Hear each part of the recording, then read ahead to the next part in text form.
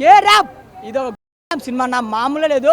కిరణ్ ఒక మాట చెప్పాడు, తమ్ముళ్ళు సినిమాకి వచ్చేటి బుర్రా పాడినాడు అన్న మాటని సినిమాకి వచ్చిన కే ర్యాప్ మాత్రం మామూలు లేదన్నా. అసలు వేరే లెవెల్ అన్న.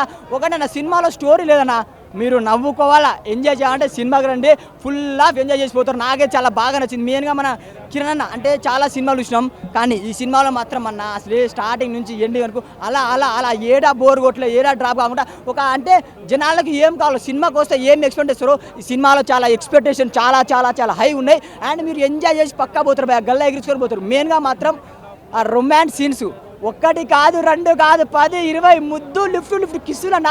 నేను ఏ సినిమాలో 30 ముద్దు కిస్సులు అంటే కిరణ్ మామూలు ఎంజాయ్ చేయలేదు అసలే. అటు నవ్వించినావు, ఇటు రొమాన్స్ చేసినావు.